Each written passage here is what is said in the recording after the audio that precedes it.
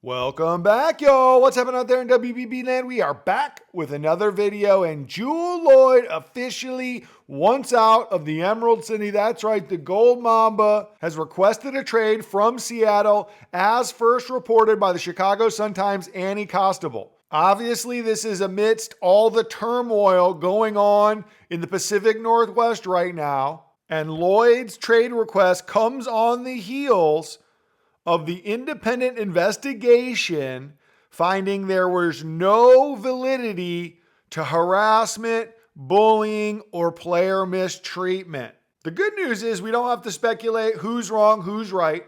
What we know is Jewell Loyd wants the heck out of Dodge.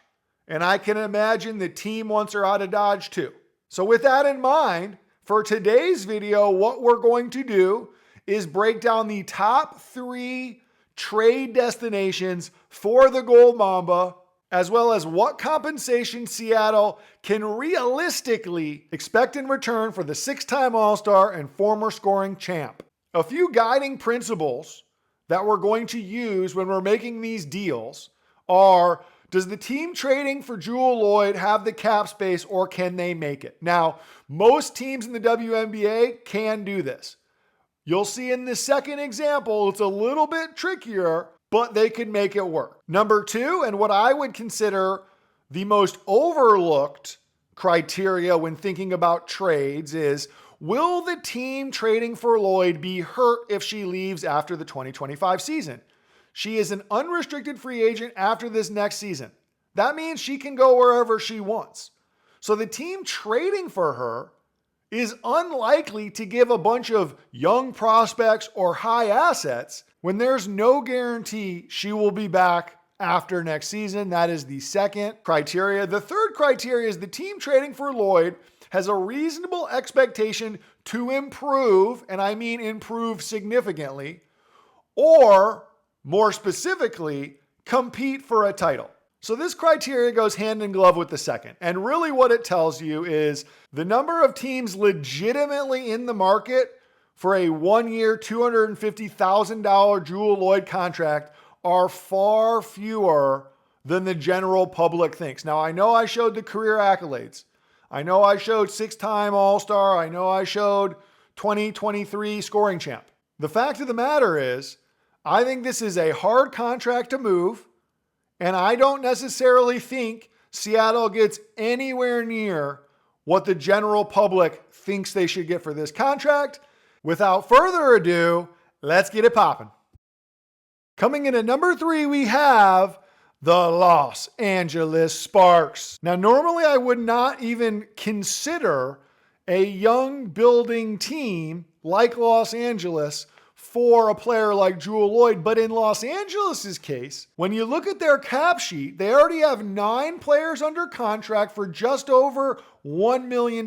Now, the salary cap in 2025 is $1.5 million. Then, when you consider the second overall pick is coming to LA, they're slated to make $78,000. That's 10 players under contract for $1.1 million. You still got $400K to spend. You take on Loyd's $250K, but you send Lexi Brown's $96K out the door, and that puts you right at around $1.2 million, leaving LA with around $300,000 for those last 2 roster spots. Now, devoid of who you think they should draft or will draft with that second overall pick, this makes your top 4 Jewell Loyd at the 2, Rickea Jackson at the 3, Dearica Hamby at the 4, and Cameron Brink at the 5. Throw in the second overall selection, throw in Azurá Stevens and Ray Burrell being those first 2 players off the bench, you got a pretty decent squad. Now, do I think they're championship contenders? No, but I think they're a playoff team, and I think, no offense to Lexi Brown, I think they're a heck of a lot better off. Now, you might be asking, well, why the heck would Seattle do this? Seattle's giving up a 6-time All-Star for the 13th overall pick and Lexi Brown? Well, yes, they are. As callous as it might sound, Jewell Loyd is known in the industry as a distressed asset. She wants out, the team wants her out. Everyone else in the WNBA knows this. This is why her market value will never be 1-to-1, no matter how valuable or unvaluable you think she is. Seattle now gets that 13th overall selection, which for all intents and purposes is a first-round pick. They get Lexi Brown's 2-year contract, which is clearly more valuable than a 1-year contract because they can move it. And they get a player of similar skill set, albeit she's had health concerns. And most importantly, they achieve their number one priority of the offseason, which is moving Jewell Loyd. Not to mention Jewell Loyd will leave on her own after this next season and give you nothing in return. This trade checks all the boxes to my criteria. LA will certainly have the cap space to do this. They won't be hurt if she decides to leave in 2026 because they will have 3 foundational lottery pieces on the roster, and they'll be substantially better in 2025. As far as Seattle's concerned, I think this is a reasonable amount to expect in return for that $250,000 1-year Jewell Loyd contract. Coming in at number 2, we have a 3-team deal between the Valkyries, the Aces, and the Seattle Storm. Now, this deal takes a lot more maneuvering from the Aces based on their current cap sheet, but I do think it addresses quite a few needs and ends up being quite beneficial for all teams. So let's go through this. Let's start in Golden State. This is an absolute no-brainer for the Valkyries. They'd be essentially flipping a 1-year deal of Steph Talbot and a 1-year deal of Kayla Thornton that they just picked up in the expansion draft for a 1-year Kelsey Plum max contract deal.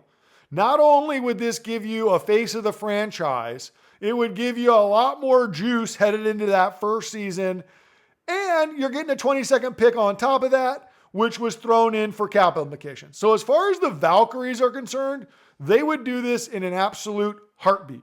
And I think you can say the same thing for Seattle. They get rid of Jewell Loyd, which, as we stated before, is priority number 1. You get Steph Talbot, who's played in Seattle before, on a 1-year deal. You get Liz Kitley on 2 years guaranteed, a third, which is a team option. So it's a nice young prospect, potentially very movable contract. And then you get the 16th pick overall, which is the 4th pick of the second round. So I think Seattle makes out like bandits here too. And then comes to the Las Vegas Aces, which admittedly gets a lot trickier because as it currently stands, Las Vegas has 6 signed players totaling $850,000, which means once they core and pay Kelsey Plum $250,000, they'll have 7 players at $1.1 million, which basically means they'll have $100K per player for the remaining 4 players. Doable, but tricky. And here's why I strongly consider this a viable option for Las Vegas. Because yes, while they take a hit in some efficiency between Kelsey Plum and Jewell Loyd, although I would argue playing with Chelsea Gray, Asia Wilson, and Jackie Young will help anyone's efficiency. You get Kayla Thornton for $112,000. Something you desperately need is a player that can log a lot of minutes, play tough D, be a combo wing, and knock down a corner 3. She shot 35% last year in New York. There's no reason she can't do the same in Las Vegas. But like I said, more importantly, you get someone that Becky Hammon can trust with a lot of minutes, something she did not trust her bench to do last season. Asia Wilson and Kelsey Plum were both top 5 in the league in minutes. Jackie Young was 13th. That is not a recipe for winning a title, particularly when they're all Olympians. So extrapolating forward, you swap Loyd and Plum's contract, which is the same. You add Kayla Thornton's $112,000. Now you're sitting on 8 contracts for $1.2 million. Let's be generous here. Let's say Tip Hayes wants to run it back on a team-friendly deal. Let's say Sydney Colson does the same. Now you got 10 players with about $140K to spare. Maybe you make a sales pitch to Natasha Howard. Maybe you make a sales pitch to Brianna Jones. Maybe you tell those players, we know you're below market, but if you come to our squad, that's the missing piece to win a title. Again, this one would take a lot of maneuvering, but I do think it ends up being a plus trade for the Aces. Obviously, I think it's a plus trade for Seattle and Golden State. Full disclosure, If I'm the Aces, I'm absolutely moving Kelsey Plum. I'm coring her and I'm trying to get 2 players in return. If I'm being completely honest, I probably just cut Seattle out of this deal altogether. I say, Golden State, we'll give you Kelsey Plum. We want Kayla Thornton and Steph Talbot. You get 2 for the price of 1. You get a lot more minutes. You get 2 3-and-Ds. And now for the number 1 trade destination. That's right. I think the rich get richer here and the New York Liberty reunite Jewell Loyd and Breanna Stewart, this time in the Big Apple. I think this trade makes a lot of sense for both teams. Let's break it down. For Seattle, if you get a pick as high as 7, I think you take it. I think it's a no-brainer. I think it's about as high of value as you can hope to expect. This gives you the 7th and 9th overall selection in the 2025 draft. It gets a player out of the locker room that doesn't want to be there. And frankly, if I'm being honest, Storm fans, I don't like your chances next year, and I don't like your chances in the near future. I think it's going to be a bumpy road for a little while. And this at least starts that road much quicker. And the reason the Liberty are the perfect trade partner for Seattle is because they can leverage their draft picks. This is a ready-made team. This is a championship team. They're looking to add. They're not necessarily looking to develop. If they can get a player like Jewell Loyd, who has history with Breanna Stewart, I fully anticipate them to make a phone call. Now, the one thing it would take is for Breanna Stewart to sign a team-friendly contract, which with the bag she's about to collect from Unrivaled, I have no doubt she is willing to do this. If she signs for $150 with Jewell Loyd's $250, that gives them 8 roster spots for $1.2, which means they'll have $300,000 for 3 more players. If Courtney Vandersloot wants to come back on a team friendly, I'm sure they'll do that.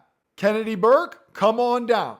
Rebecca Gardner's on a reserved contract. I'm sure they're going to kick the tires on that.